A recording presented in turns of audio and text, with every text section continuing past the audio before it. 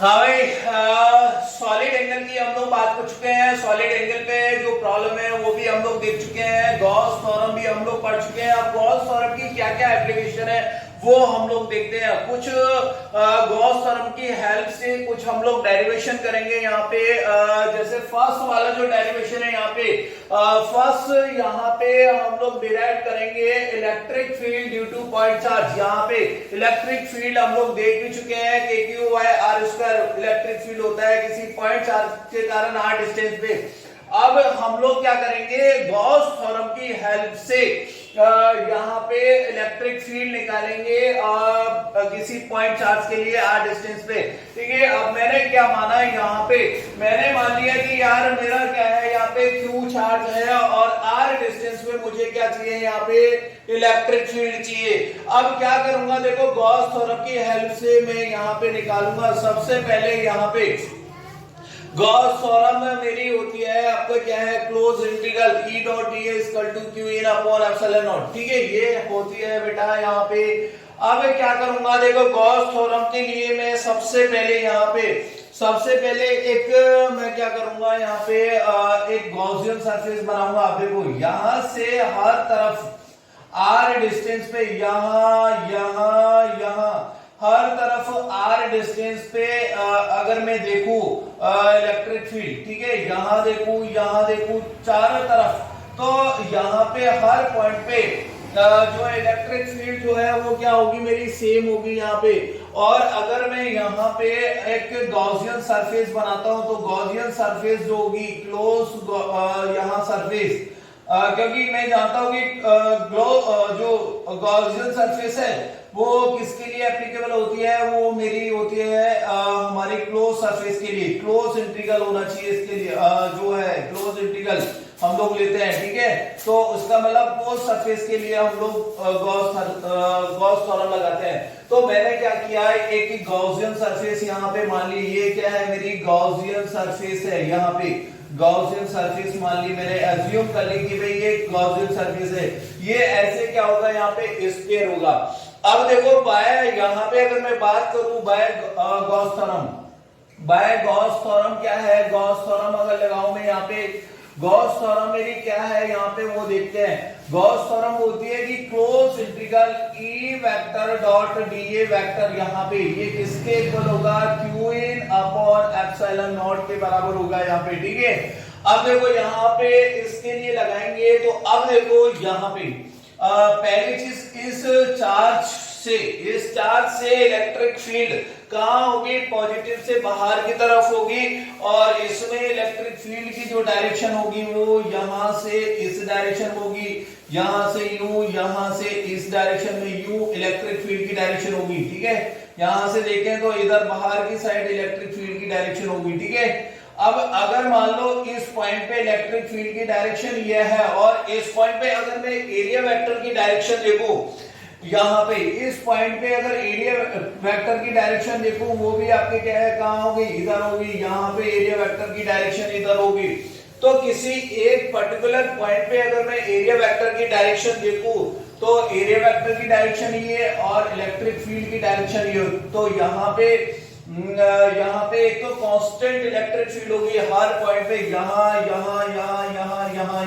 हर point पे क्या है, ये स्फीयर के सरफेस पे ये यहाँ पे सेम इलेक्ट्रिक यहाँ पे फील्ड मिलेगा।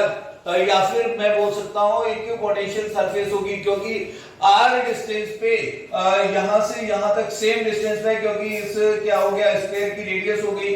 और यहाँ पे हर पॉइंट पे क्या है, सेम इलेक्ट्रिक फील्ड मिलेगी। ठीक है, तो कुल मिला के यहाँ पे अगर मैं बोलूं इलेक्ट्रिक फील्ड यहाँ से बाहर आ जाएगा और ये हो जाएगा डीए और डीए वेक्टर, और यहाँ पे ई डॉट ये यहाँ पे ये क्या हो जाएगा, E D A cos theta. और कॉस थीटा क्या है यहाँ पे, ये क्या है 0 डिग्री होगा, क्योंकि ई वेक्टर और ए वेक्टर क्या है यहाँ पे क्या होगा, सेम डायरेक्शन में पैरेलल है, तो यहाँ पे 0 डिग्री होगा। और इक्वल टू, और ये क्या है यहाँ पे क्लोज इंटीग्रल के अंदर कितना चार्ज रखा गया है, ये चार्ज है मेरा यहाँ पे Q। ठीक है, और अपॉन एप्सिलॉन नॉट। ठीक है, अब देखो यहाँ पे क्या करेंगे बेटा, यहाँ electric field, constant electric field बाहर निकाल लिया मैंने, और उसके बाद यहाँ पे ये cos 0 क्या हो जाएगा, यहाँ पे 1 हो जाएगा, और उसके बाद डीए वेक्टर। अब देखो यहाँ पे क्लोज इंटीग्रल डीए जो है इसकी वैल्यू क्या होगी, यहाँ पे ये देखो स्फीयर का सरफेस एरिया आ जाएगा, यहाँ पे क्या आ जाएगा, स्फीयर का सरफेस एरिया, और स्फीयर का सरफेस एरिया मैं जानता हूं 4 पाई, यहाँ पे क्या होता है आर स्क्वायर, आर कैपिटल लिया है तो ये क्या हो जाएगा कैपिटल आर स्क्वायर, और cos 0 यहाँ पे 1 हो जाएगा, और इधर q अपॉन एप्सिलॉन नॉट। ठीक है, ठीक है। यहाँ पे अब यहाँ पे क्या करेंगे बेटा, यहाँ करेंगे कि ये जो है इधर लिख रहा हूं मैं यहाँ, इसके बाद ई इलेक्ट्रिक फील्ड निकालना है ना मुझे, तो ये 4 पाई आर स्क्वायर इधर भेज दो यार, तो q अपॉन, और यहाँ पे 4 पाई को एप्सिलॉन नॉट के यहाँ पे साथ रख रहा हूं, और यहाँ पे 1 बाय आर स्क्वायर को मैं इधर रख रहा हूं। ठीक है, और 1 upon 4 pi epsilon not, 1 upon 4 pi epsilon not क्या होता है, ये होता है मेरा k। तो कुल मिला के यहाँ पे k Q अपॉन यहाँ पे आर स्क्वायर, ये मेरी यहाँ पे क्या हो जाएगी इलेक्ट्रिक फील्ड आ जाएगी, और ये किसके कारण है, यहाँ पे किसी पॉइंट चार्ज के कारण है r डिस्टेंस पे। तो किसी पॉइंट, यहाँ पे कोई पॉइंट है Q, और इससे r डिस्टेंस पे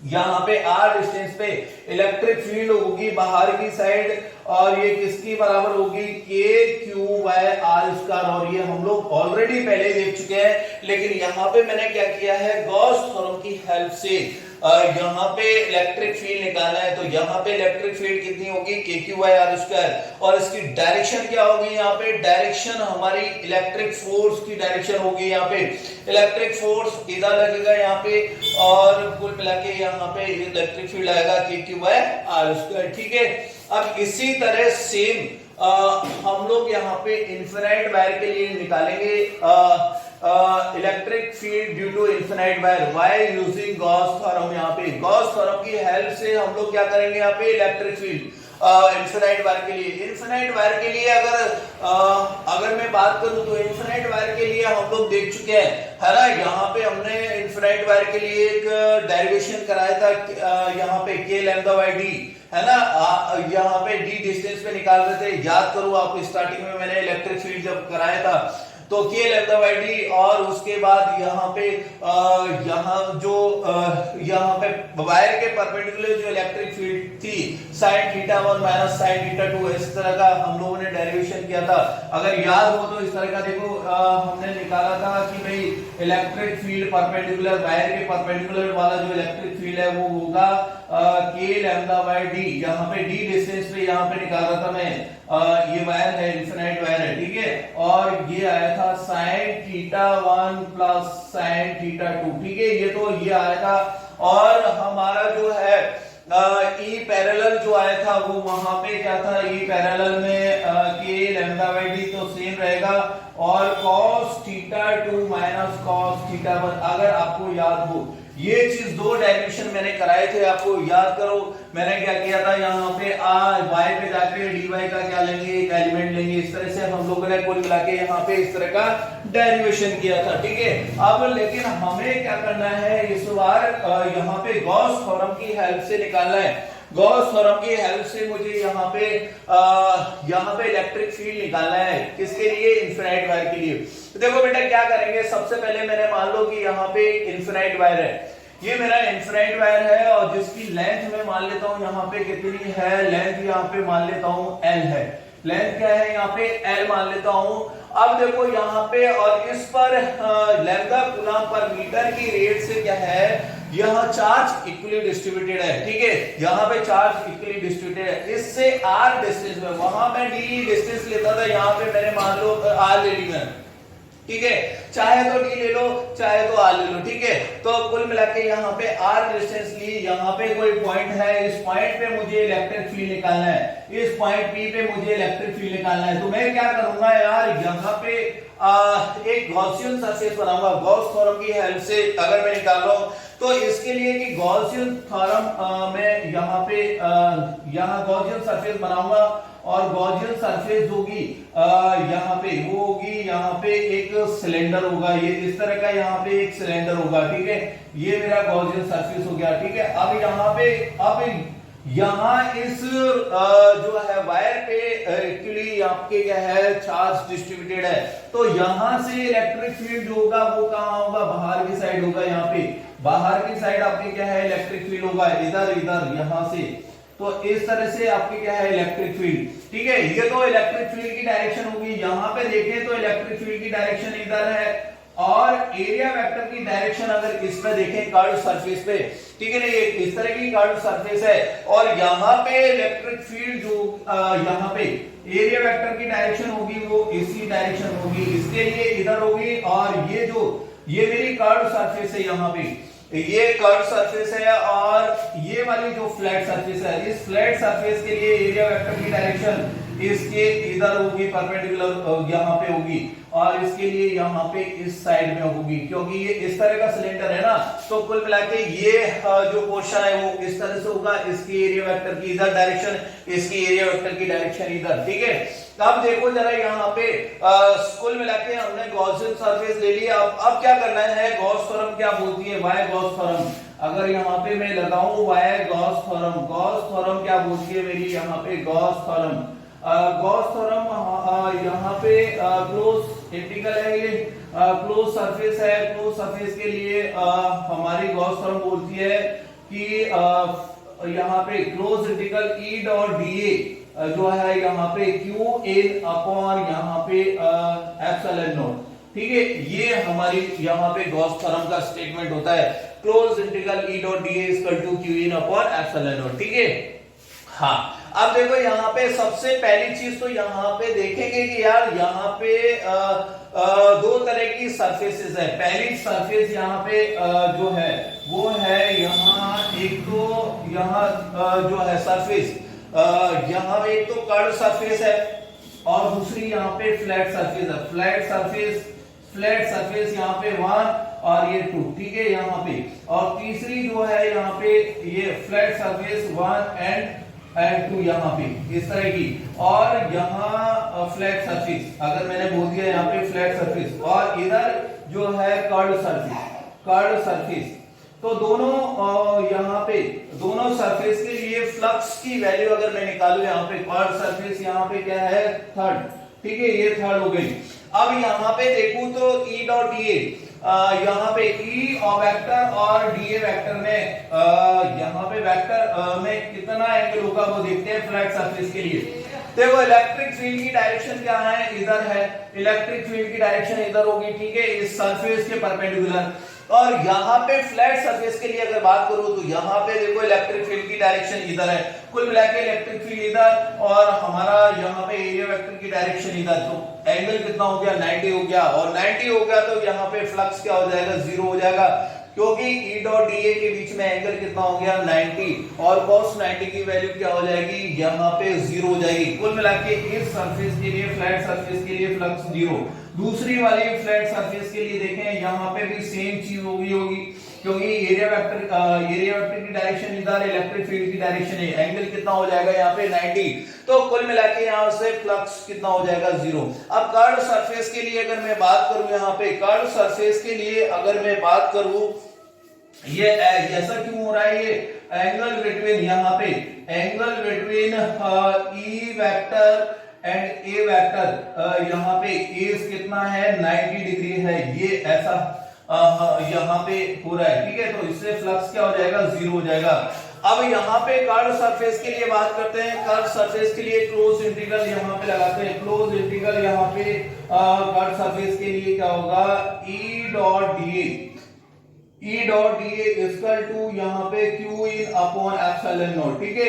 अब देखेंगे कर्व सरफेस के लिए इलेक्ट्रिक फील्ड, देखो यहाँ पे इलेक्ट्रिक फील्ड कांस्टेंट है, और ये हो जाएगा यहाँ पे डीए यहाँ, और cos यहाँ दोनों के बीच में यहाँ पे एंगल कितना हो जाएगा, जीरो हो जाएगा कर्व सरफेस के लिए। देखो इलेक्ट्रिक फील्ड की डायरेक्शन इधर है और एरिया वेक्टर की डायरेक्शन इधर एंगल कितना हो जाएगा, जीरो हो जाएगा। इस केस में एंगल फ्लैट सरफेस के लिए एंगल कितना हो रहा था, ए और ए में वो हो रहा था आपका क्या है 90, तो यहाँ पे ये हो जाएगा। और क्यू इन, अब देखो सरफेस के अंदर कितना चार्ज है वो देखते हैं। यहाँ पे चार्ज रेट दे रखी है लैम्डा कूलम पर मीटर और इसकी लेंथ मान लो कि L है, तो लैम्डा इंटू L, ये क्या हो जाएगा यहाँ पे टोटल चार्ज हो जाएगा lambda into L upon epsilon naught. ठीक है, अब क्या करेंगे यहाँ पे E, तो यहाँ पे कांस्टेंट है उसको बाहर निकाल लिया। बीए वेक्टर इसका टोटल सरफेस एरिया। अब टोटल सरफेस एरिया ये क्या है यहाँ पे, ये है सिलेंडर का यहाँ पे सरकमफ्रेंस हो जाएगा 2πr और ये डिस्टेंस अगर ले लूं मैं यहाँ पे L, तो ये हो जाएगा 2πr इंटू L। ये हो गया मेरा यहाँ पे surface area, curve surface area की बात कर रहा हूं मैं यहाँ पे। और इधर हो जाएगा lambda into L upon epsilon naught. ठीक है, हाँ अब देखो L से L कैंसिल हो गया। अब बेटा यहाँ पे क्या करूंगा, अगर यहाँ पे E into 2πr equal to यहाँ पे लैम्डा अपॉन एप्सिलॉन नॉट। ठीक है, ये आया मेरा यहाँ पे। अब क्या करूंगा यहाँ पे, अब देखो इसको इधर भेजू मैं यहाँ पे 2πr को इधर भेज देता हूँ नीचे 2πr। ठीक है, और 2π को यहाँ पे इसके साथ रखता हूँ। ठीक है, ये हो जाएगा यहाँ पे मेरा, ये यहाँ पे ये हो जाएगा सिंप्लीफाई किया, इक्वल टू क्या हो गया यहाँ पे E इक्वल टू, ये हो गया मेरा lambda upon 2π epsilon not 1/r। अब इसको क्या करूं मैं यहाँ पे, देखो यहाँ पे 2 से ऊपर नीचे क्या कर रहा हूं मैं यहाँ पे मल्टीप्लाई डिवाइड कर रहा हूं। ऐसा क्यों कर रहा हूं वो भी बात समझ में आ जाएगी, क्योंकि मुझे 2 यहाँ पे मल्टीप्लाई हो जाएगा तो 4π एप्सिलॉन नॉट हो जाएगा और इसको क्या लिख सकते हैं 1/4π एप्सिलॉन नॉट मतलब k। तो कुल मिला के यहाँ पे ये 2 जो है यहाँ पे 4 हो जाएगा, यहाँ पे 2 2 जा 4 और 1/एप्सिलॉन नॉट, ये इसको क्या लिख सकते हैं मैं यहाँ पे k लिख सकता हूँ। कुल मिला के E जो हो जाएगा, E जो यहाँ पे क्या हो जाएगा, ये हो जाएगा k लैम्डा, यहाँ पे 1/4π एप्सिलॉन नॉट को लिखा k लैम्डा और अपॉन r, ये यहाँ पे और 2 इधर है, तो कुल मिला के यहाँ पे इलेक्ट्रिक फील्ड जो आएगी वो 2k लैम्डा बाई r। और ये कौन सी इलेक्ट्रिक फील्ड आई है, ये इलेक्ट्रिक फील्ड आई है मेरी यहाँ पे परपेंडिकुलर वाली, यहाँ पे ये वायर के परपेंडिकुलर वाली इलेक्ट्रिक फील्ड आई है। तो इधर तो इलेक्ट्रिक फील्ड 0 हो जाएगी यहाँ पे, और इस केस में यहाँ पे इलेक्ट्रिक फील्ड आएगी 2k लैम्डा बाई r। याद करो, देखो यही चीज वहां पे आ रही थी जब यहाँ पे इन्फिनाइट है। इन्फिनाइट के केस में देखो यहाँ पे एंगल बन जाएगा, यहाँ पे एक कंपोनेंट आएगा वो हो जाएगा 90, दूसरा भी यहाँ पे इस साइड में 90, तो दोनों 90 हो जाएंगे। तो कुल मिला के यहाँ पे 2k लैम्डा बाई d और sin θ 1 प्लस sin θ 2 उसमें लगाएंगे तो वहां से भी यही आ रहा है 2k लैम्डा बाई d, यहाँ पे r है d की जगह। ठीक है, तो कुल मिला के यहाँ और उधर क्या, ये वहां पे पैरेलल जो है इलेक्ट्रिक फील्ड वो क्या हो जाएगी 0 हो जाएगी। और यहाँ पे भी देखें तो देखो यहाँ पे क्या होगा, अगर मैंने इधर लिया तो यहाँ पे कंपोनेंट, तो एक इलेक्ट्रिक फील्ड इधर आएगी और दूसरी इलेक्ट्रिक फील्ड इधर आएगी, तो उसका एक कंपोनेंट इधर आएगा, दूसरा कंपोनेंट इधर आएगा, इधर के कंपोनेंट और इधर के कंपोनेंट क्या हो जाएंगे यहाँ पे कैंसिल हो जाएंगे। बात समझ में आ रही है कि नहीं आ रही है? देखो जरा यहाँ पे फिर मैं बात समझा देता हूँ। यहाँ पे देखो हमारे जो यहाँ वायर है, इस वायर के r डिस्टेंस पे एक पॉइंट है P। इस पॉइंट पे अगर मुझे इलेक्ट्रिक फील्ड निकालनी है तो यहाँ पे इलेक्ट्रिक फील्ड इस वायर के परपेंडिकुलर जो होगी वो कितनी होगी 2k लैम्डा बाई r हो जाएगी बेटा। ठीक है, और दूसरी यहाँ पे E पैरेलल जो है वो क्या हो जाएगी, यहाँ पे 0 हो जाएगी, यहाँ पे 0 हो जाएगी। ठीक है, तो कुल मिला के यहाँ पे ओनली परपेंडिकुलर इलेक्ट्रिक फील्ड होगी। ठीक है, और यही हम लोग पहले एक डेरिवेशन किया था मैंने वायर के लिए याद करो, उसमें अलग अलग केसेस लिए थे मैंने, semi infinite wire, infinite wire. तो इनफिनाइट वायर के केस में भी यहाँ पे ओनली यहाँ पे ये जो है परपेंडिकुलर इलेक्ट्रिक फील्ड ही आ रही थी और पैरेलल इलेक्ट्रिक फील्ड 0 थी। ठीक है, तो इस तरह से हम लोग यहाँ पे कर सकते हैं।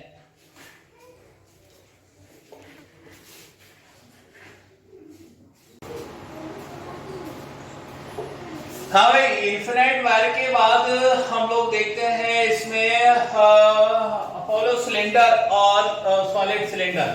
हॉलो सिलेंडर और सॉलिड सिलेंडर के केस में हम लोग यहाँ पे इलेक्ट्रिक फील्ड निकालेंगे। हॉलो सिलेंडर यहाँ पे हॉलो सिलेंडर के लिए हम लोग देखेंगे कि हॉलो सिलेंडर पे चार्ज डिस्ट्रीब्यूट हम लोग कर रहे हैं, और उससे एक हम लोग दो केस लेंगे। एक तो अंदर यहाँ पे अंदर कोई पॉइंट है, और एक दूसरा जो पॉइंट है वो हम लोग बाहर लेंगे, ठीक है। अब यहाँ पे देखें तो यहाँ पे एक हॉलो सिलेंडर ले रखा है।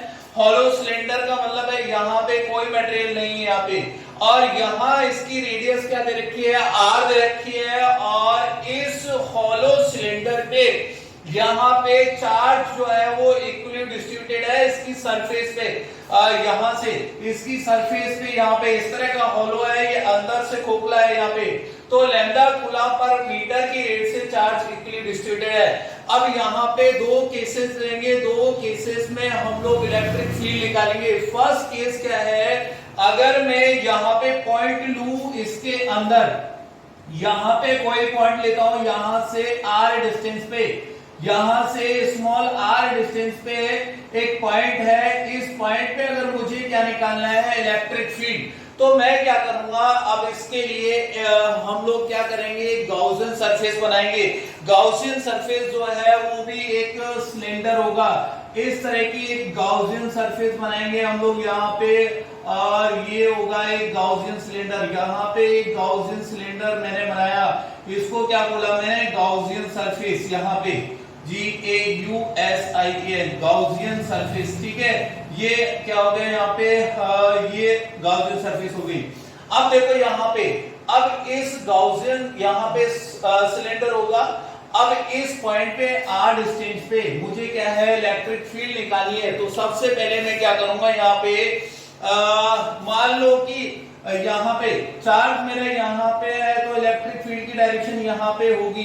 इलेक्ट्रिक फील्ड की डायरेक्शन ऐसा मान लेते हैं, हालांकि अंदर चार्ज नहीं है, चार्ज कहाँ है मेरा, वो इसकी आउटर सरफेस पे है। तो इलेक्ट्रिक फील्ड की डायरेक्शन मान लो कि मेरी यहाँ पे इस तरह है, बाहर की साइड यहाँ पे, ठीक है, रेडियली। अब क्या करेंगे, दूसरी चीज यहाँ पे इसका एरिया वेक्टर। एरिया वेक्टर देखेंगे तो यहाँ पे इस सिलेंडर के लिए तीन एरिया है। एक तो सरफेस एरिया क्या होगा, एक तो कर्व सरफेस एरिया होगा, दूसरा जो है यहाँ पे ये फ्लैट सरफेसेस है, यहाँ पे एक फ्लैट सरफेस एरिया, एक दूसरी एरिया यहाँ पे। तो यहाँ कर्व सरफेस के लिए एरिया वेक्टर की डायरेक्शन जो होगी वो कहाँ होगी, इधर ही होगी। यहाँ पे एरिया वेक्टर की डायरेक्शन ये हो गई, ठीक है, एरिया वेक्टर की डायरेक्शन होगी। और ये फ्लैट सरफेस के लिए एरिया वेक्टर की डायरेक्शन यहाँ पे इस डायरेक्शन होगी, और इसके लिए यहाँ पे इधर होगी हमारी, यहाँ पे बाहर की तरफ, यहाँ सरफेस के परपेंडिकुलर होती है एरिया वेक्टर की डायरेक्शन। अब देखो यहाँ पे, अब यहाँ पे क्या करेंगे, गॉस थ्योरम लगाएंगे। तो फर्स्ट जो केस है यहाँ पे स्मॉल आर जो है वो कैपिटल आर से छोटा है, इसका मतलब ये है, ये जो पॉइंट है वो इनसाइड है, मतलब यहाँ पे कहीं है, इसके सरफेस से अंदर है यहाँ पे। तो कुल मिला के यहाँ पे इस तरह का केस लेंगे हम लोग। और अब क्या करेंगे, यहाँ पे गॉस थ्योरम लगाएंगे। गॉस थ्योरम क्या कहती है मेरी, E vector dot DA vector, यहाँ पे close integral E vector dot DA vector equal to यहाँ पे QN अपॉन एप्सिलॉन नॉट। ये मेरा यहाँ पे गॉस थ्योरम बोलती है। अब यहाँ पे क्या करेंगे, अब फ्लक्स जो है E डॉट DA क्या है, यहाँ पे फ्लक्स है। अब फ्लक्स यहाँ पे दो सरफेसेस से निकलेगा, एक तो यहाँ पे कर्व सरफेस से, और दूसरा यहाँ पे ये दोनों जो फ्लैट सरफेस है। तो यहाँ पे देख रहे हैं हम लोग फ्लक्स देखेंगे, एक कर्व सरफेस से फ्लक्स निकलेगा और दूसरा यहाँ पे फ्लैट सरफेस से। अब कर्व से कितना फ्लक्स निकलेगा वो देखते हैं हम लोग। यहाँ पे कर्व से जो निकलेगा वो निकलेगा यहाँ पे देखो इलेक्ट्रिक फील्ड E मान लेते हैं। यहाँ पे देखो इसके लिए आप पहली चीज ये देखें यार, यहाँ पे इलेक्ट्रिक फील्ड की डायरेक्शन इधर और एरिया वेक्टर की डायरेक्शन इधर कर्व सरफेस के लिए, और यहाँ पे जो है फ्लक्स कितना होगा वो देखते हैं। यहाँ पे ये होगा मेरा यहाँ पे फ्लक्स भाई इलेक्ट्रिक फील्ड E और उसके बाद एरिया वेक्टर A, और दोनों में एंगल यहाँ पे 0 डिग्री। तो यहाँ पे होगा ई डॉट डी ए कितना हो जाएगा, अब इसका कर्व सरफेस एरिया अगर इसकी रेडियस आर है तो क्या हो जाएगा 2 पाई आर इंटू एल, ये क्या हो जाएगा यहाँ पे कर्व सरफेस एरिया हो जाएगा। ठीक है, तो इतना फ्लक्स यहाँ पे इस कर्व सरफेस से निकलेगा। ठीक, अब यहाँ पे फ्लैट सरफेस से देखेंगे तो फ्लैट सरफेस से कितना यहाँ पे फ्लक्स निकलेगा वो देखेंगे। देखो फ्लैट सरफेस की अगर मैं बात करूं, इलेक्ट्रिक फील्ड मेरा इधर और यहाँ पे एरिया वेक्टर की डायरेक्शन इधर, तो दोनों के बीच में एंगल कितना हुआ बेटा, यहाँ पे 90 डिग्री हुआ। और यहाँ पे भी देखेंगे इसके लिए सेम केस ये होगा, इलेक्ट्रिक फील्ड की डायरेक्शन इधर और एरिया वेक्टर इधर, तो एंगल कितना बन रहा है यहाँ पे 90, तो यहाँ पे फ्लक्स कितना होगा 0। तो कुल मिला के यहाँ पे मैं बोलूं कि फ्लैट सरफेसेस से फ्लक्स कितना होगा 0 निकलेगा। तो कुल मिला के यहाँ पे 0 प्लस 0, यहाँ पे फर्स्ट सरफेस से फ्लैट सरफेस से 0, सेकंड वाली फ्लैट सरफेस से 0। अब यहाँ पे टोटल फ्लक्स अगर मैं यहाँ पे करूं तो टोटल फ्लक्स क्या हो जाएगा, ई यहाँ पे इसके लिए कर्व सरफेस के लिए यहाँ पे फ्लक्स कितना हो जाएगा, E into 2 pi R into L. ठीक है, उसके बाद यहाँ पे ये 0 हो जाएगा, यहाँ पे ये प्लस 0 हो जाएगा, और उसके बाद अब ये Q इनसाइड, अब यहाँ पे देख रहे हैं यहाँ पे Q इनसाइड, ये Q इनसाइड क्या है, मतलब यहाँ पे जो क्लोज सरफेस है उसके अंदर का चार्ज, अब क्लोज सरफेस के अंदर चार्ज यहाँ पे, अब देखो यहाँ पे क्या है, हॉलो सिलेंडर है, हॉलो सिलेंडर में जानता हूं कि जो चार्ज होता है वो इसकी आउटर सरफेस पे होता है, तो इसका मतलब अंदर कोई चार्ज नहीं है। तो कुल मिला के Q इनसाइड क्या हो जाएगा मेरा यहाँ पे बेटा 0 हो जाएगा। बात समझ में आई यहाँ पे, क्योंकि अंदर कोई चार्ज नहीं है, जितना भी चार्ज है इसकी आउटर सरफेस, अंदर से तो ये क्या है, खोखला है यहाँ पे, तो यहाँ पे चार्ज ना होके इसकी सरफेस पे है, और यहाँ क्या लिखते हैं हम लोग, इस क्लोज जो है सरफेस के अंदर जो चार्ज, ये क्या हो जाएगा यहाँ पे एब्सेंट रहेगा, तो 0 आ जाएगा अपॉन एप्सिलॉन नॉट। अब कुल मिला के यहाँ पे देखेंगे तो यहाँ पे देखो ये पूरा टर्म क्या 0 हो जाएगा। कुल मिला के ये इसको यहाँ पे डिवाइड करेंगे तो ये आ जाएगा नेट इलेक्ट्रिक फील्ड, ये क्या हो जाएगा 0 हो जाएगा यहाँ पे। ठीक है, यहाँ पे क्या हो जाएगा 0 हो जाएगा। तो ये मैं बोल सकता हूँ यहाँ से कंक्लूजन क्या है, हॉलो सिलेंडर के केस में अंदर इलेक्ट्रिक फील्ड क्या होती है, 0 होती है। ठीक है, और अगर मैं यहाँ पे इसका ग्राफ देखूं तो ग्राफ देखो यहाँ पे अंदर, यहाँ पे चलो इसके बाद दूसरा केसेस और लेते हैं। अगर मेरा पॉइंट क्या है, कहीं बाहर है। दूसरा केस, ये तो कौन सा केस लिया है बेटा, यहाँ पे मैंने वो यहाँ पे ये स्मॉल आर जो है कैपिटल आर से यहाँ पे छोटा है, तो इसका मतलब जो पॉइंट है वो अंदर ले रहा हूं। अब एक ऐसा पॉइंट ले लूं मैंने, यहाँ पे मान लो कि यहाँ पे कोई यहाँ पे है ये पॉइंट, यहां से यहां तक की डिस्टेंस आर है, और यहाँ पे मैं इलेक्ट्रिक फील्ड निकाल रहा हूं। तो अब ये सेकंड वाला केस हो गया। सेकंड वाला केस क्या है, स्मॉल आर जो है कैपिटल आर से ज्यादा है, इसका मतलब ये आर, ये कैपिटल जो आर है इसकी रेडियस इससे ज्यादा है स्मॉल आर, इसका मतलब मेरा पॉइंट जो है वो बाहर की साइड है, और बाहर की साइड है। तो अब देखो जरा यहाँ पे, अब मैं क्या करूंगा, इस हॉलो सिलेंडर को ऐसे क्या मानूंगा बेटा, यहाँ पे वायर मानूंगा। अब ये वायर जो है ये हॉलो सिलेंडर, ये सिलेंडर ही तो है, एक तरह का सिलेंडर ही तो है यहाँ पे। अब इसको वायर मानते हुए यहाँ पे, अब ये वायर है, वायर से आर डिस्टेंस पे हम लोग इलेक्ट्रिक फील्ड देख चुके हैं, और इलेक्ट्रिक फील्ड कितनी होती है, परपेंडिकुलर हम लोगों ने देखा यार कितना होता है मेरा इलेक्ट्रिक फील्ड, वो होता है 2k लैम्डा बाई आर, यहाँ पे 2k लैम्डा बाई यहाँ पे आर। ये मेरा क्या है यहाँ पे इस केस में होगा, बाहर जो इलेक्ट्रिक फील्ड कितनी होगी यहाँ पे 2k लैम्डा बाई आर, ये हम लोग देख चुके हैं यहाँ पे। क्योंकि इसको क्या मान लेंगे, एक वायर मान लेंगे कि एक वायर है, और वायर से आर डिस्टेंस पे इलेक्ट्रिक फील्ड कितनी होती है, 2k लैम्डा बाई आर होती है। ठीक है, यहां तक बात समझ में आई। तो अब देखो, अब मैं क्या करूंगा, E वर्सेस अगर R मैं यहाँ पे ग्राफ बनाऊंगा, तो यहाँ पे ग्राफ किस तरह का बनेगा, देखो यहाँ पे अब जैसे जैसे यहाँ से यहाँ तक ये स्मॉल आर यहाँ से यहाँ तक यहाँ पे बढ़ रहा है, तो यहाँ small R equal to capital R, अंदर कोई इलेक्ट्रिक फील्ड है क्या? नहीं है। तो इसका मतलब यहाँ पे इलेक्ट्रिक फील्ड कोई नहीं है, यहाँ पे यहाँ कैपिटल आर तक कुल मिला के यहाँ पे कोई इलेक्ट्रिक फील्ड नहीं है। उसके बाद यहाँ पे इलेक्ट्रिक फील्ड है, यहाँ पे जब स्मॉल आर जो है कैपिटल आर से बड़ा हो जाएगा तो उस केस में यहाँ पे जो है ये जो है इनवर्सली प्रोपोर्शनल है यहाँ पे स्मॉल आर के, तो यहाँ पे इसके यहाँ पे इनवर्सली ये क्या हो जाएगा, यहाँ पे इलेक्ट्रिक फील्ड हो जाएगा। तो कुल मिला के इस तरह का यहाँ पे पैराबोलिक इस तरह का एक कर्व आएगा।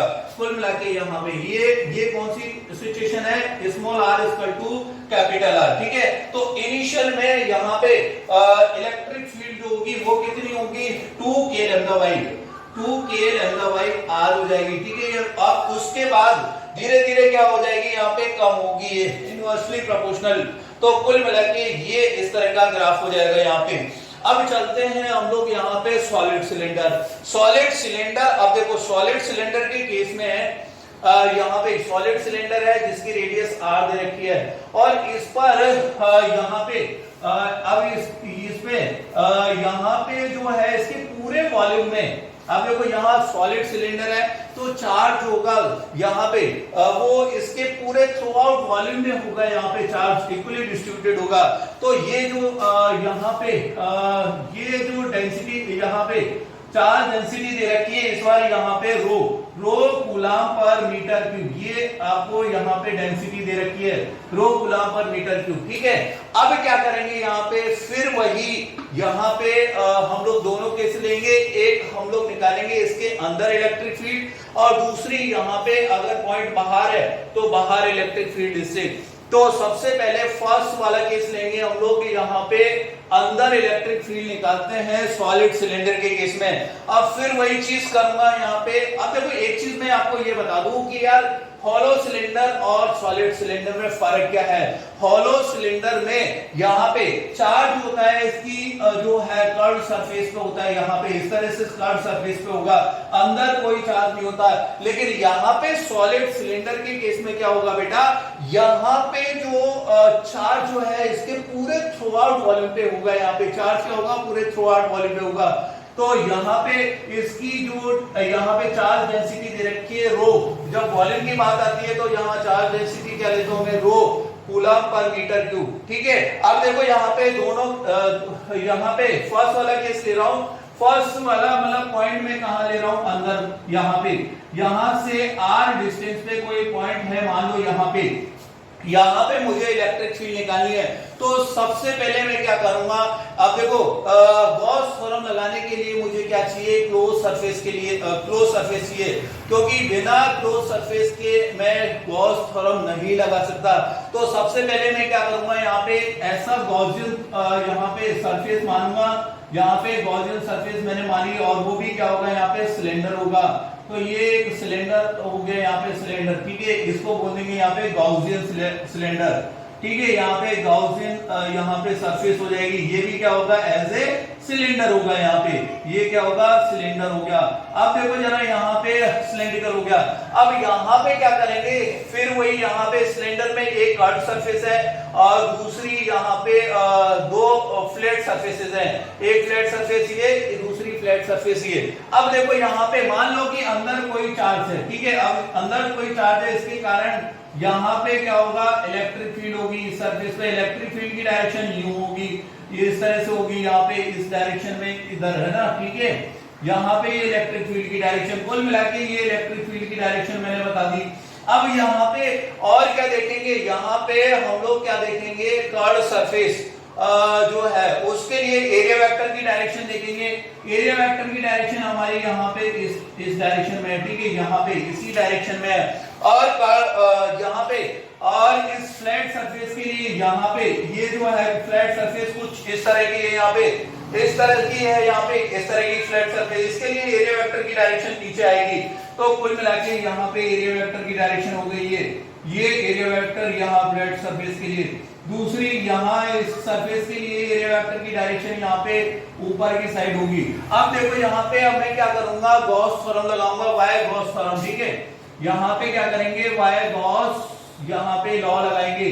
गॉस थ्योरम क्या बोलती है, यहाँ पे close integral E dot D ए, यहाँ पे ई डॉट डी ए क्या है, फ्लक्स, और ये हो जाएगा Q in upon epsilon naught, ठीक है। यहाँ पे इस तरह से।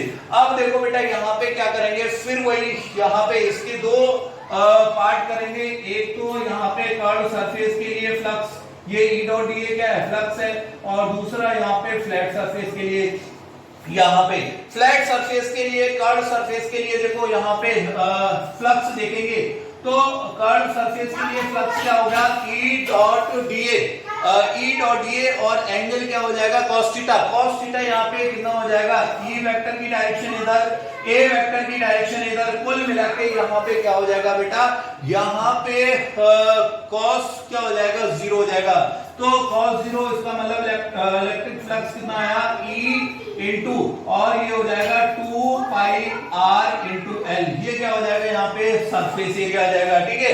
अब फ्लैट सरफेस के लिए देखते हैं यार, फ्लैट सरफेस देखो, एक फ्लैट सरफेस इधर और एक फ्लैट सरफेस इधर, तो एरिया वेक्टर की डायरेक्शन इधर, इलेक्ट्रिक फील्ड की डायरेक्शन ये, एंगल देखें तो कितना आ रहा है यहाँ पे, 90 आ रहा है। तो इलेक्ट्रिक फ्लक्स कितना हो जाएगा यहाँ पे, 0 हो जाएगा, क्योंकि इलेक्ट्रिक फ्लक्स होता है ई डॉट डी ए cos थीटा, तो cos 90 यहाँ पे 0 कर देगा, कुल मिला के इसके लिए 0 हो जाएगा, और सेम इधर भी हो रहा होगा, इसके लिए भी क्या हो जाएगा, 0 हो जाएगा, ठीक है, क्योंकि इधर भी इलेक्ट्रिक फील्ड की डायरेक्शन इधर और एरिया वेक्टर की डायरेक्शन इधर, तो एंगल क्या हो जाएगा, 90 हो जाएगा, फ्लक्स क्या हो जाएगा, 0। अब यहाँ पे क्या करेंगे, इसमें टोटल फ्लक्स, यहाँ पे टोटल फ्लक्स को Q in upon epsilon not के बराबर कर दें, तो E into 2 pi R L, यहाँ पे ये हो गया फ्लक्स, यहाँ पे इधर 0 0 इक्वल टू क्यू इन। अब बात आती है यहाँ पे क्यू इन की। अब यहाँ पे देखो लैम्डा, ये आपको क्या दे रखा है, यहाँ पे lambda coulomb per metre cube की रेट से यहाँ पे चार्ज इक्वली डिस्ट्रीब्यूटेड है थ्रू आउट द, यहाँ पे क्या है, वॉल्यूम। अब यहाँ पे ये वाला जो यहाँ पे ये सिलेंडर है, ये इसके अंदर कितना वॉल्यूम है, इसका वॉल्यूम अगर देखूं मैं, इसके अंदर चार्ज कितना है, ये क्या हो जाएगा, रो इनटू इसका वॉल्यूम। इसका वॉल्यूम क्या हो जाएगा बेटा, यहाँ पे इसका वॉल्यूम जो हो जाएगा, यहाँ पे अगर देखेंगे तो वॉल्यूम यहाँ पे पाई आर स्क्वायर, ये पाई आर स्क्वायर तो क्या हो जाएगा, इसका सरफेस एरिया इनटू इसकी लेंथ, अगर मैं यहाँ पे L मान लेता हूँ, इसकी लेंथ क्या है, L, तो ये क्या हो जाएगा, यहाँ पे वॉल्यूम हो जाएगा। तो ये इसके अंदर का जो यहाँ पे ये है वॉल्यूम, वो आ जाएगा। तो कुल मिला के रो इंटू, यहाँ पे मैं क्या लिखूंगा, rho into pi R square into L, ये क्या हो गया, इनसाइड का इसके अंदर का चार्ज हो गया, और अपॉन क्या करना है मुझे, एप्सिलॉन नॉट, यहाँ पे ऐसा एप्सिलॉन नॉट, ठीक है। अब क्या करेंगे यहाँ पे, अब इसको सॉल्व कर लो यार। अब इसको सॉल्व करेंगे तो बेटा यहाँ पे क्या हो जाएगा, यहाँ पे देखेंगे तो ये L से L कैंसिल हो जाएगा, एक R से एक R कैंसिल हो गया, पाई से पाई कैंसिल हो गया, तो कुल मिला के इलेक्ट्रिक फील्ड जो आ रहा है वो कितना आ रहा है, यहाँ पे रो इंटू R, ऊपर क्या बचा, और यहाँ पे नीचे 2 इंटू एप्सिलॉन नॉट, ये हमारा यहाँ पे क्या आ जाएगा, ये यहाँ पे इलेक्ट्रिक फील्ड आ जाएगा। ये कहाँ पे इलेक्ट्रिक फील्ड है, इनसाइड, इसके इनसाइड वाले पॉइंट पे यहाँ पे इलेक्ट्रिक फील्ड। अब ये यहाँ पे देखेंगे तो ध्यान से, यहाँ पे देखो रो कांस्टेंट, एप्सिलॉन नॉट कांस्टेंट, और स्मॉल r की डायरेक्टली प्रोपोर्शनल है, मतलब स्मॉल r जैसे जैसे बढ़ेगा इलेक्ट्रिक फील्ड भी बढ़ेगा। कुल मिला के यहाँ से यहाँ तक जैसे जैसे मैं बढ़ूंगा तो इलेक्ट्रिक फील्ड क्या हो रहा है, बढ़ रहा है। इस पॉइंट पे कम, इस पॉइंट पे ज्यादा, इस पॉइंट पे ज्यादा, और ज्यादा, इस पे ज्यादा, मतलब यहाँ पे और ज्यादा, ठीक है। इस तरह से यहाँ पे इलेक्ट्रिक फील्ड बढ़ रहा है। तो कुल मिला के यहाँ पे अगर इसका ग्राफ में बनाऊं तो कुल मिला के यहाँ पे अगर मैं बोलूं कैपिटल R तक ये इलेक्ट्रिक फील्ड जो है वो क्या हो रहा है, बढ़ रहा है, और मैक्सिमम इलेक्ट्रिक फील्ड कितना हो रहा है, यहाँ पे मैक्सिमम इलेक्ट्रिक फील्ड यहाँ पे रो, और ये small r equal to capital R हो जाएगा, और अपॉन 2 एप्सिलॉन नॉट, ठीक है। यहाँ पे उसके बाद क्या होगा, उसके बाद देखो यहाँ पे, अब उसके बाद यहाँ पे नेक्स्ट दूसरा केस लेंगे, जब स्मॉल आर कैपिटल आर से बड़ा है, मतलब ये पॉइंट कहां आ गया मेरा, बाहर की साइड, मतलब बाहर यहां पे कहीं पॉइंट है, यहां पे पॉइंट है। अब क्या बोलेंगे, यहां से यहां तक की डिस्टेंस आर, और इस पॉइंट पे अगर इलेक्ट्रिक फील्ड अगर मैं निकालूं तो फिर वही करेंगे, यहाँ पे हम लोग क्या करेंगे, इस सॉलिड सिलेंडर को ऐसे क्या मानेंगे, एक वायर मान लेंगे और इसके यहाँ पे सेंटर पे रख देंगे, ठीक है, इसके सेंटर पे रख देंगे और इस सेंटर से आर डिस्टेंस पे वायर का केस हम लोग देख चुके हैं, कितना यहाँ पे इलेक्ट्रिक फील्ड होता है 2k लैम्डा बाई आर यहाँ पे। तो इस केस में यहाँ पे इलेक्ट्रिक फील्ड जो हो जाएगा वो क्या हो जाएगा, 2k लैम्डा बाई आर हो जाएगा, ठीक है। यहाँ पे ये इलेक्ट्रिक फील्ड यहाँ पे हो गया, क्योंकि अब देखो बाहर अगर पॉइंट आता है तो हम लोग क्या करेंगे, इस सॉलिड सिलेंडर को एज ए वायर कंसीडर कर लेंगे, सॉलिड वायर कंसीडर कर लेंगे, और इस वायर के कारण आर डिस्टेंस पे इलेक्ट्रिक फील्ड हम लोग पढ़ चुके हैं 2k लैम्डा बाई आर, ठीक है। तो कुल मिला के अब देखो ये r के स्मॉल r के इनवर्सली प्रोपोर्शनल है, तो पैराबोलिक यहाँ पे क्या आएगा, इस तरह का पैराबोलिक यहाँ पे ये डिस्ट्रीब्यूशन आएगा, कुल मिला के इस तरह से यहाँ पे। अब ये क्या हो जाएगा, कम यहाँ पे r के रेस्पेक्ट में कम होगा यहाँ पे इलेक्ट्रिक फील्ड, तो कुल मिला के यहाँ ये इस तरह से डिक्लाइन करेगा इधर, मतलब यहाँ पे small r equal to capital R तक तो क्या होगा, यहाँ पे डायरेक्टली प्रोपोर्शनल है, डायरेक्टली प्रोपोर्शनल है। उसके बाद जब यहाँ r से ज्यादा बड़ा होगा स्मॉल r, तो क्या होगा, धीरे धीरे फिर यहाँ पे क्या होगा, इलेक्ट्रिक फील्ड धीरे धीरे बढ़ेगा, मतलब सॉरी घटेगा। यहाँ पे देखो यहाँ पे हो क्या रहा है वो समझ लें, यहाँ पे क्या हो रहा है, इस सेंटर पे, यहाँ सेंटर से अगर मैं थोड़ा आगे जाऊंगा यहाँ पे इलेक्ट्रिक फील्ड यहाँ पे मान लो इस पॉइंट पे और इस पॉइंट पे, यहाँ पे इधर ज्यादा इलेक्ट्रिक फील्ड होगा, यहाँ से यहाँ ज्यादा होगा, यहाँ से यहाँ मतलब सरफेस पे मैक्सिमम हो जाएगा, और उसके बाद सरफेस से फिर दूर जाऊंगा तो यहाँ इलेक्ट्रिक फील्ड क्या हो रहा है, इनवर्सली प्रोपोर्शनल है, तो यहाँ पे क्या हो जाएगा, फिर डिक्लाइन होगा, और ये इनफिनिट पे जाके क्या हो जाएगा, जीरो हो जाएगा। तो वो यहाँ इनफिनिट पे क्या हो गया, ये जीरो हो गया। कुल मिला के इस तरह का ग्राफ हो गया। ये यहाँ पे ग्राफ जो है बहुत ज्यादा इंपॉर्टेंट है, इसमें और इसमें यहाँ पे फर्क क्या है, इसमें अंदर इलेक्ट्रिक फील्ड नहीं है, और यहाँ पे इलेक्ट्रिक फील्ड कहाँ पे मैक्सिमम है, मैक्सिमम है यहाँ पे सरफेस पे इलेक्ट्रिक फील्ड मैक्सिमम है, कितनी होगी 2k लैम्डा बाई, और यहाँ पे ये स्मॉल r की जगह यहाँ पे कैपिटल R हो जाएगा, ठीक है। यहाँ पे ये E मैक्सिमम हो गई, यहाँ पे इलेक्ट्रिक फील्ड मैक्सिमम कितनी हो गई 2k लैम्डा बाई यहाँ पे कैपिटल R। उसके बाद धीरे धीरे क्या हो जाएगा, यहाँ पे कम होती जाएगी इलेक्ट्रिक फील्ड, यहाँ पे जैसे जैसे जाएंगे तो इनफिनिट पर क्या हो जाएगी, जीरो हो जाएगी। इस तरह से यहाँ पे ये डिस्ट्रीब्यूशन है। यहाँ पे इधर यहाँ पे क्या है, अंदर भी इलेक्ट्रिक फील्ड है, और अंदर किस तरह से इलेक्ट्रिक फील्ड है यहाँ पे देखेंगे तो बेटा यहाँ पे क्या है, जैसे जैसे दूर जाऊंगा मैं यहाँ पे पॉइंट मेरा दूर जाएगा तो वहां पे इलेक्ट्रिक फील्ड बढ़ रही है, क्योंकि r के डायरेक्टली प्रोपोर्शनल है ही। तो जैसे जैसे स्मॉल r की वैल्यू जो है बढ़ेगी, वैसे वैसे इलेक्ट्रिक फील्ड की वैल्यू भी बढ़ेगी यहाँ पे। तो यहाँ से small r equal to capital R, जब तक ये कैपिटल R ना आ जाए तब तक क्या है, इलेक्ट्रिक फील्ड बढ़ती जाएगी, और उसके बाद यहाँ पे क्या आ जाएगा, यहाँ पे मैक्सिमम वैल्यू आ जाएगी, और ये मैक्सिमम वैल्यू इलेक्ट्रिक फील्ड कितनी होगी, यहाँ पे रो r अपॉन 2 एप्सिलॉन नॉट। अब उसके बाद क्या होगा, यहाँ पे उसके बाद यहाँ पे इलेक्ट्रिक फील्ड जो है वो कम होती जाएगी, यहाँ पे स्मॉल r, और यहाँ से जैसे जैसे मैं दूर जाता जाऊंगा तो इलेक्ट्रिक फील्ड मेरी कम होती जाएगी, और इनफिनिट पे जाके क्या हो जाएगी, यहाँ पे ऑलमोस्ट जीरो हो जाएगी। तो इस तरह के यहाँ पे डिस्ट्रीब्यूशन है, और ये जो कर्व है बहुत ज्यादा इंपॉर्टेंट है, कई बार एग्जाम में पूछे भी गए हैं, है ना। कई बार यहाँ पे नीट और IIT पूछे गए ये, तो इन्हें हमें बहुत अच्छे से देखना है, ठीक है। और यहाँ पे कुल मिला के इस तरह से हम लोग सॉलिड और हॉलो सिलेंडर के केस में इलेक्ट्रिक फील्ड इजीली निकाल सकते हैं।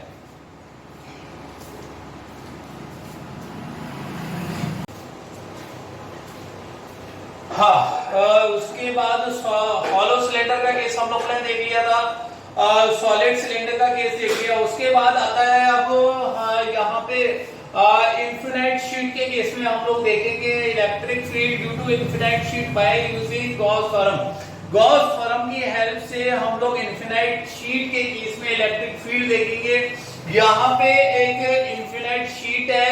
इन्फिनिट शीट का मतलब यहाँ पे इस तरह की एक शीट है, यहाँ पे इस तरह की एक शीट है, ये मान लो कि इस तरह की शीट है इन्फिनिट शीट, जिसपे चार्ज जो है वो इक्वली डिस्ट्रीब्यूटेड है यहाँ पे, और सिग्मा कूलम पर मीटर की रेट से यहाँ पे चार्ज इक्वली डिस्ट्रीब्यूटेड है। अब यहाँ पे क्या करेंगे, इससे कुछ डिस्टेंस पे यहाँ पे ऐसा मानेंगे r डिस्टेंस पे, यहाँ पे r डिस्टेंस पे या फिर कुछ डिस्टेंस पे हम लोग यहाँ पे इलेक्ट्रिक फील्ड निकालेंगे इस इन्फिनिट शीट के यहाँ पे शीट की वजह से। तो यहाँ पे क्या करेंगे, सबसे पहले मैं क्या करूंगा, देखो इन्फिनिट शीट क्या है, इस तरह की ओपन सरफेस है। अब सबसे पहली चीज यह है कि गॉस थ्योरम जो होती है हमारी क्या है, क्लोज सरफेस के लिए हम लोग उसको अप्लाई करते हैं। तो सबसे पहले गॉस थ्योरम क्या बोलती है वो देखते हैं। गॉस थ्योरम बोलती है हमारी यहाँ पे वाई गॉस थ्योरम, यहाँ पे गॉस थ्योरम क्या होती है हमारी, यहाँ पे गॉस थ्योरम देखेंगे। गॉस थ्योरम होती है हमारी close integral E dot D A, यहाँ पे E dot D A equal to QN upon F, यहाँ पे एप्सिलॉन नॉट, ये हमारी गॉस थ्योरम होती है। अब क्या करेंगे, ये गॉस थ्योरम है क्लोज इंटीग्रल के लिए, यहाँ पे क्लोज सरफेस के लिए अप्लाई करते हैं हम लोग। तो यहाँ पे क्या करेंगे, सबसे पहले मैंने क्या किया, एक इस तरह का एक यहाँ पे सिलेंडर लिया, सिलेंडर यहाँ पे सिलेंड्रिकल मैंने क्या लिया, एक गॉसियन सरफेस ली। अब इस गॉसियन सरफेस पे यहाँ पे ये छोटा सा एक एरिया होगा, एरिया ऑफ कैप, यहाँ पे ये क्रॉस सेक्शन एरिया, इसका एरिया दे दिया ए, यहाँ पे मैंने मान लिया कि एरिया ऑफ कैप क्या है, ए है, ठीक है। अब क्या करूंगा, यहाँ से कुछ डिस्टेंस पे इलेक्ट्रिक फील्ड निकालूंगा। अब इसमें दो केसेस होंगे, फिर वही आपकी क्या है यहाँ पे ये जो फ्लक्स जो होगा, एक तो हम लोग देखेंगे यहाँ पे कर्व सरफेस के लिए, और दूसरा यहाँ पे हम लोग देखेंगे फ्लैट सरफेस के लिए, ठीक है। फ्लैट सरफेस के लिए फ्लक्स कितना होगा। अब देखो यहाँ पे ये क्लोज सरफेस, तो मैंने यहाँ पे गॉसियन सरफेस ले ली। अब क्या होगा, अब इसमें इलेक्ट्रिक फील्ड और एरिया वेक्टर की डायरेक्शन देखें। अब देखो यहाँ पे जो चार्ज होगा उसके कारण यहाँ पे इलेक्ट्रिक फील्ड होगी, इधर यहाँ पे इलेक्ट्रिक फील्ड की डायरेक्शन होगी, इधर इलेक्ट्रिक फील्ड की डायरेक्शन होगी, ई इस साइड में और इस साइड में, यहाँ पे इस तरह से बाहर की साइड होगी, क्योंकि यहाँ पे पॉजिटिव चार्ज है, और पॉजिटिव चार्ज की वजह से इलेक्ट्रिक फील्ड आपकी क्या है, इधर होगी। अब देखो यहाँ पे और एरिया वेक्टर की डायरेक्शन अगर मैं देखूं तो यहाँ पे ये सिलेंडर है, सिलेंडर में क्या है, यहाँ पे एक कर्व सरफेस होगी, इस तरह की ये कर्व सरफेस है। इस कर्व सरफेस के लिए एरिया वेक्टर की डायरेक्शन इस डायरेक्शन में होगा, बाहर की साइड इधर, ये एरिया वेक्टर की डायरेक्शन है यहाँ पे, ठीक है। और दूसरी जो है यहाँ पे दो फ्लैट सरफेसेस हैं, फ्लैट सरफेस के लिए इसके लिए एरिया वेक्टर की डायरेक्शन इधर हो गई, और इसके लिए भी एरिया वेक्टर की डायरेक्शन इधर हो गई, ठीक है। यहाँ पे एरिया वेक्टर की डायरेक्शन इधर। तो अब देखो यहाँ पे कर्व सरफेस से अगर फ्लक्स देखूं मैं, कर्व सरफेस से कितना फ्लक्स निकलेगा, तो कर्व सरफेस से बेटा यहाँ पे देखेंगे, ये मेरी कर्व सरफेस है, इसके लिए इलेक्ट्रिक फील्ड की डायरेक्शन इधर और एरिया वेक्टर की डायरेक्शन इधर। तो देखेंगे तो E और A में यहाँ पे एंगल कितना हो गया 90, और cos 90 क्या हो जाएगा 0, और फ्लक्स होता है E इंटू A। तो कुल मिला के यहाँ पे E cos 90, तो यहाँ पे फ्लक्स कितना हो जाएगा 0 हो जाएगा। कर्व सरफेस के लिए फ्लक्स की वैल्यू क्या हो जाएगी 0 हो जाएगी। और उसके बाद देखेंगे बेटा यहाँ पे फ्लैट सरफेस के लिए। अब फ्लैट सरफेस के लिए देखेंगे यहाँ पे, तो फ्लैट सरफेस के लिए यहाँ पे इलेक्ट्रिक फील्ड की डायरेक्शन इधर, एरिया वेक्टर की डायरेक्शन इधर, यहाँ पे तो होगा क्या, यहाँ पे इधर से और यहाँ पे एंगल कितना हो जाएगा 0 हो जाएगा, E वेक्टर और A वेक्टर के बीच में।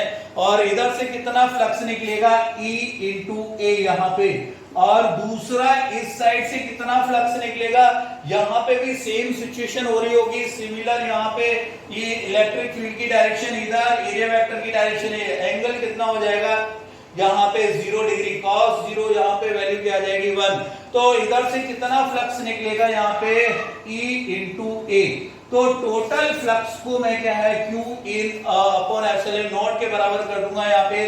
तो यहाँ पे टोटल फ्लक्स हो गया यहाँ पे 0 प्लस E A और ये हो जाएगा इसका Q इन अंदर कितना यहाँ पे अंदर कितना चार्ज है वो देखते हैं। चार्ज डेंसिटी आपको दे रखी है कूलम पर, यहाँ पे sigma coulomb per metre square की रेट से यहाँ चार्ज जो है वो इक्वली डिस्ट्रीब्यूटेड है।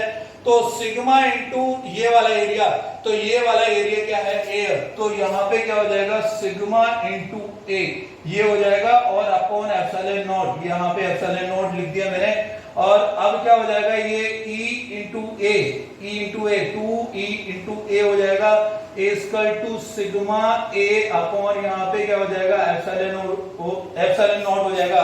तो अब क्या कैंसिल हो रहा है यहाँ पे वो देखेंगे। तो यहाँ पे एरिया से एरिया कैंसिल हो जाएगा, कुल मिला के यहाँ पे इलेक्ट्रिक फील्ड जो आएगा वो इलेक्ट्रिक फील्ड आ जाएगा सिग्मा अपॉन 2 एप्सिलॉन नॉट यहाँ पे।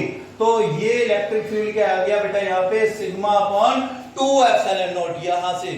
तो कुल मिला के यह है कि अगर मैं बोलूं कि इन्फिनिट शीट के केस में इलेक्ट्रिक फील्ड जो होती है वो कितनी होती है सिग्मा अपॉन 2 एप्सिलॉन नॉट होती है, ठीक है। कितनी होती है सिग्मा अपॉन 2 एप्सिलॉन नॉट, ठीक। अब देखो जरा यहाँ पे और इसके बाद और दूसरा अगर हम लोग यहाँ पे केस लें, दूसरा केस जो होगा वो यहाँ पे क्या है थिक इन्फिनिट शीट का है। कौन सा है थिक इन्फिनिट शीट, यहाँ पे थिक इन्फिनिट शीट का केस ले रहा हूं मैं। थिक का मतलब है एक इस तरह की यहाँ पे देखें तो इस तरह की एक शीट है, इस तरह की शीट है और ये इस तरह की इन्फिनिट शीट है अंदर ऐसी इन्फिनिट लेंथ है इसकी। तो इस तरह की एक शीट है जिसकी ये जो है यहाँ पे ये जो यहाँ थिकनेस है इसकी d ले रहे हैं हम लोग और इस पर अब इसके पूरे वॉल्यूम पे यहाँ पे क्या है चार्ज जो है वो इक्वली डिस्ट्रीब्यूटेड है और थ्रू आउट वॉल्यूम है। तो यहाँ पे वॉल्यूम चार्ज डेंसिटी क्या ले रहा हूं मैं sigma coulomb per metre cube से यहाँ पे चार्ज इक्वली डिस्ट्रीब्यूटेड है। अब यहाँ पे अब मुझे क्या करना है यहाँ पे केस लेना है इसके अंदर इलेक्ट्रिक फील्ड किस तरह से वेरी हो रहा है ये मुझे निकालना है यहाँ पे। तो केस ले रहा हूं मैं जब r जो है यहाँ पे equal to small d by 2, मतलब यहाँ पे ये डिस्टेंस कितनी हो गई d बाई 2 और यहाँ से d बाई 2 से कम है ये स्मॉल r।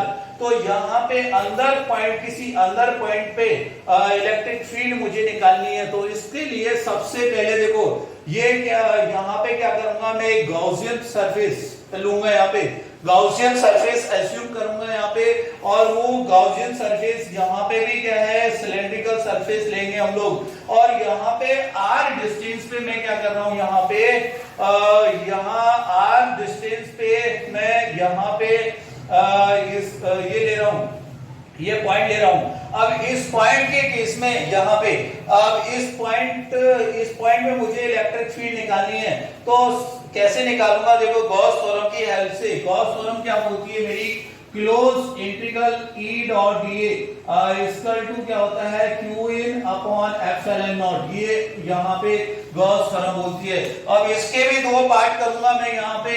अब देखो यहाँ ये जो है फ्लक्स है और फ्लक्स यहाँ पे वही दोनों कर्व सरफेस से और दूसरा यहाँ पे फ्लैट सरफेस से फ्लक्स निकलेगा।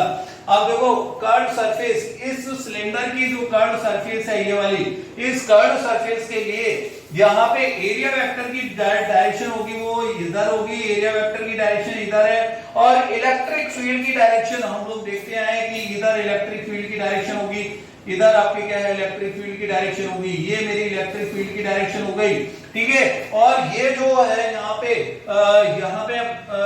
पे देखिए कर्व सरफेस के लिए देखते हैं। कर्व सरफेस के लिए यहाँ पे एरिया वेक्टर की डायरेक्शन इधर, इलेक्ट्रिक फील्ड की डायरेक्शन इधर।